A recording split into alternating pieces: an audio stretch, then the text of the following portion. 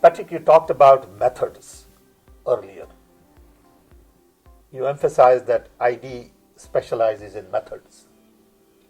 Could you just tell us a little more about methods? What is methods? Methods and frameworks form the body of knowledge of the field of design. So for example, we have a framework that says there are 3 levels of innovation: step change, jump change, and leap change. There are changes from what you already know. And the leap change takes you into new areas where there's less competition and more opportunity, but have a higher risk of the project not failing. The step change takes you small steps forward. That's one example. An example of a method would be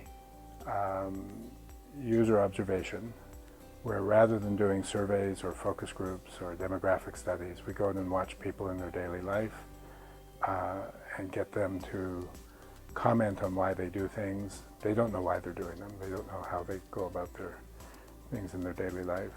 And through watching what they do, we develop insights about what they might need.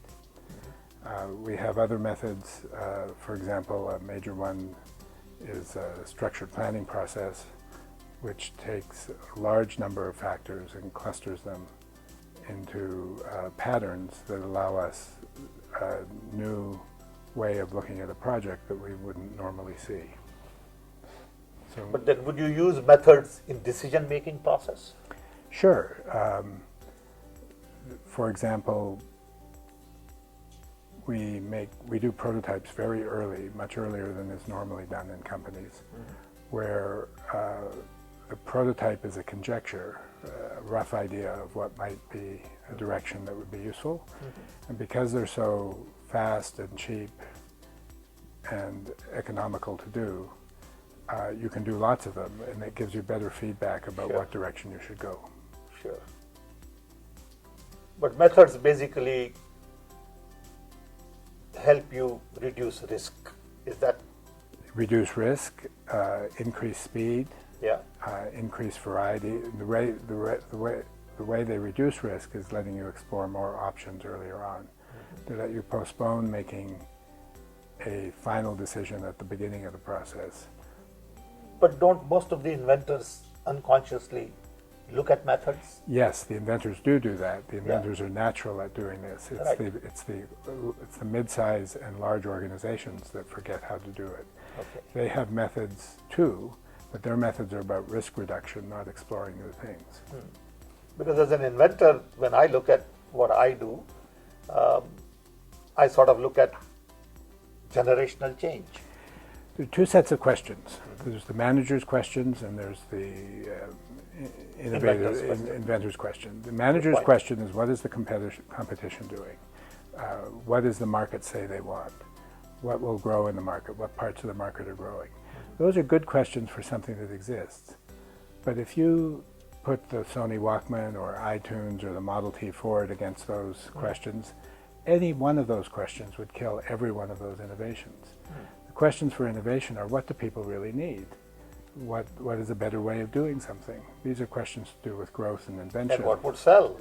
What would sell? And for how much can you make? And what can I try first to see if I'm going in the right direction? Yes, and why would people buy? Exactly. And those questions get forgotten by large organizations. So there's the manager. It's so very fundamental. It is fundamental. It comes down to 4 fundamental questions. Yeah. What do you want to make? Who is it for? Why are the partners willing to do it? What value is created?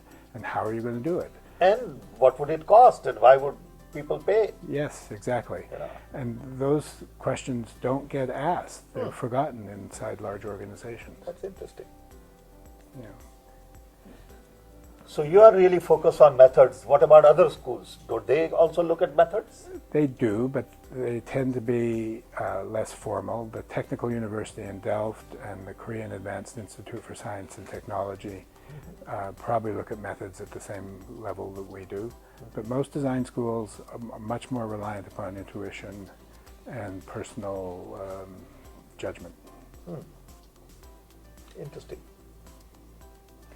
The methods question is interesting when you compare it not only to other design schools, but when you compare it to fields like business and engineering and science. They, of course, have more methods that are very rigorous for a long time. The difference there isn't in the fact that we have methods and they don't. They have very long established methods. It's that ours are more exploratory and help you imagine and explore conjectures about what might be possible rather than what is a logical extension of what you're already doing. But if I was a young, professional, let's say in my late 20s, and if I come to design school, ID, do you think I could turn myself into an inventor? I don't know if you could turn yourself into an inventor. You could turn yourself into an innovator. Innovations are quite different from inventions. Okay. Innovations will frequently use old things that haven't been applied or old things that have been applied and put them together in a new way. Innovations can exist without being adopted or being successful.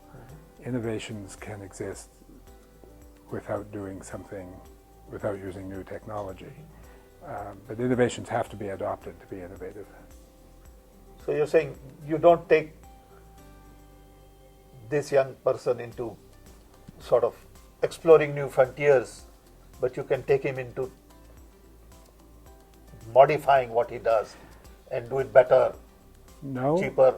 we do that, but we don't. We also take them into new frontiers, just not new frontiers of technical invention. Okay. We take them into new frontiers of how people want to live, what are the patterns of life, how to make things useful. Okay.